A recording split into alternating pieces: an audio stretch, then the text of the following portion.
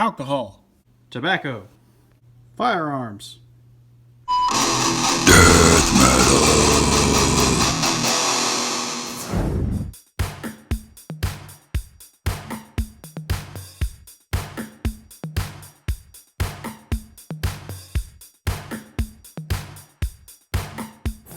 Hey everybody, it's Luke with Figure Me Out, and today we've got the Marvel Legends series, Age of Apocalypse. Don't call him Wolverine because it's Weapon X on the box. Got the X-Men series there. Taking a look at the side of the packaging, we've got a very angry looking Weapon X. On the back, we have a read-up for Weapon X in case you don't know who that is yet. And then on the side, we've got another image there. Top, we have Age of Apocalypse. Bottom, we got some words. Let's go ahead and get this out of the cardboard. And here he is out of the package. And taking a look at the accessories first, we get this little nub. And what that little nub is so that you can pop the hand off. And you can pop the little nub on. And basically just a claws retracted look. So this one comes with the claws, the other one does not. So that's fine.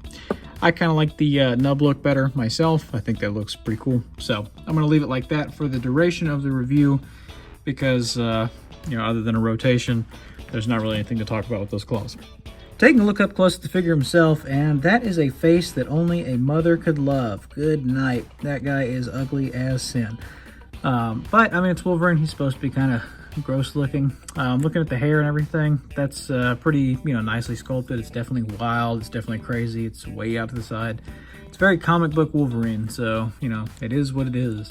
As far as the aesthetics go, though, you can see the ball on this. That there's a huge gap there in the back of the head. It just completely opens up. Like, this is not him posed in any crazy position. This is just him looking forward, and you can see how much gapping there is. So definitely one of those that you're going to kind of have to get at a certain angle and then tilt the head to figure out how you want it. But it does have a pretty good amount of articulation. We'll go over that here in a minute. Taking a look at the rest of the costume, though, the paint's applied pretty cleanly. It's definitely a little thin. You can tell where they put the red over the dark, and that never comes out quite as well. But it does on the wrists. The wrists look pretty good.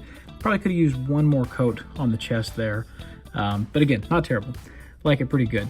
Paint continues onto the back. You got the little stripes. You got the little arm hairs put on there. You got the little face paint on there as well. And the little scruff on his face looks actually really good. So I do like that. They did a good job with it. It's a little bit of a miss there, and I like this little piece of hair that's coming down too. I think that's a nice little touch that didn't have to be there, but from certain angles it really kind of gives it a little bit more character, No paint or anything on the legs. They're just kind of blank. But anyway, going over articulation, let's talk about that for a second, because this guy can look up really good. He can also look down really good. And he's got an incredible amount of pivot. I mean, more pivot than any person should ever have. And you can do a complete rotation without even, rotating with the head completely down. You can do a rotation because there's so much gapping in it. You get full-on Exorcist with this thing. So that's pretty cool.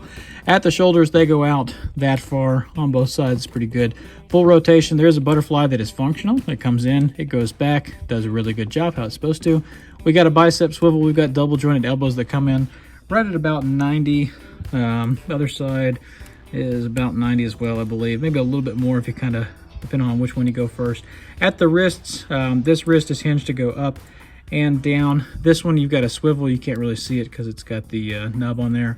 But even with the other one, it does a full swivel. So you can turn that if you want to. There's an ab crunch. He crunches forward pretty good. He crunches back pretty good. He's got a waist twist. The rest of this is on that Wolverine bio that we've seen a few times. So if you have another Wolverine from recent years, you probably already kind of understand this. Legs go out this far. They kick forward really good. They kick back a little bit. They got an upper thigh swivel. They've got a double jointed knee that comes in pretty great. I wish there was a boot cut. There's not a boot cut. That's okay. Got ankles that go down. Got ankles that go up.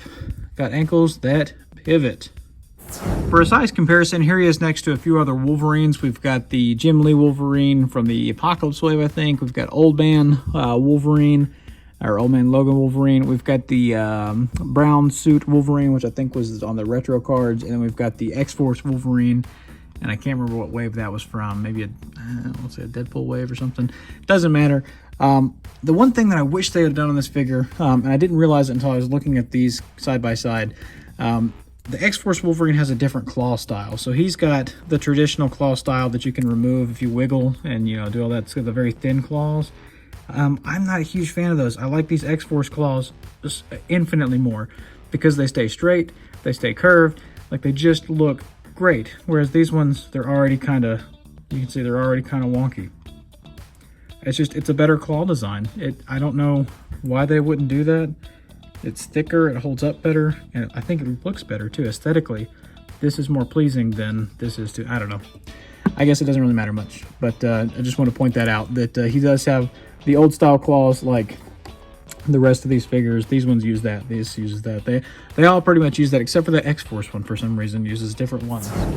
And here he is next to a couple of the old Toy Biz Wolverines. We've got the tiger stripe there on the left, which I think was one of the first Wolverines they ever made in Marvel Legends line. And then on the right, we have the other Age of Apocalypse burnt-faced variant Wolverine. And that's what I was saying when I said they made this figure before. I don't think these are... Yeah, that wasn't that long ago, it feels like. And I think this is a pretty solid figure as far as the Toy Biz Marvel Legends go. It's probably one of the better sculpts and designs they ever did.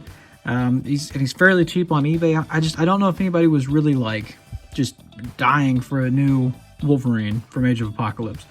But it's one of those things where it's an X-Men wave, and I think they're like contractually obligated to throw a Wolverine in there. It's like, oh, it won't sell if there's not a Wolverine, so we got to throw a Wolverine in there. And don't get me wrong, I like them. I've got a ton of them, as you can see. But yeah, just kind of odd. And here he is next to a couple of Sabretooth figures. You can see this is the old Toy Biz one, and that's the new Marvel Legends one, newer Marvel Legends one. And that's a figure where I say, yeah, that Sabretooth is, oh, that thing looks like a turd. And this one's a lot better, so they definitely need to make a new one. But with Wolverine, I don't know. Again, like I don't think they need to make a new one. It wasn't that bad. Finally, here he is next to the man himself, Apocalypse, and we've also got the Marvel Legends Union Jack there, and that's on the Bucky Cap body. So you can see how he scales with the Bucky Cap and how he scales with the Apocalypse, because that new Age of Apocalypse, how many times can I see Apocalypse? That new one is built off this same body, so you'll kind of get a size comparison for how that is there. And it scales pretty good. Apocalypse can change sizes, so it always scales good, I guess. So that's it. That's the new Marvel Legends X-Men Age of Apocalypse series. Sugarman, Build-A-Figure, Wolverine from Age of Apocalypse. I don't know how else to say that. It may sound like I've been kind of hard on this figure. Don't get me wrong. I like this figure. I like it. I like Wolverine. He's a cool character. I like this iteration of him. I like the face paint and everything. I like the retro future vibe that it's got going on. It's a cool figure. It's just I don't know who was really crying for this. But again, I'll always take a Wolverine. I've got a bunch of them. I mean, I've got a box full of Wolverines. Whoop. And I mean, I'm not really one to talk because I'll always take a Wolverine. I've got a bunch of them, obviously. I've got a whole box of X-Men figures, a whole storage tote full. And I'm just going to keep buying more because I like them a lot. And they keep making good figures. So overall, is it worth buying? Probably. If you like Age of Apocalypse, yeah, really worth buying. If you just love Wolverine, want all things Wolverine, yeah, go ahead and get it. But if you already kind of have your perfect Wolverine and you don't really care for the Build-A-Figure piece, and you just, you might want to pass up on it. So it's got its pros and cons. Hopefully this helps you make a decision on it. Ultimately, though, I've had fun with it. Even though I was kind of hard on the review, and I have had fun. It's a good figure. So let me know what you guys think. Hit like, hit subscribe, leave me a comment down below. Check me out over on Instagram. It's Luke_figuremeout at Instagram.com. We'll have some photos of this guy, and we got a bunch of other photos that I think are pretty good because I take them and edit them myself. But head on over there and check that stuff out. And in the meantime, till we meet again, happy collecting.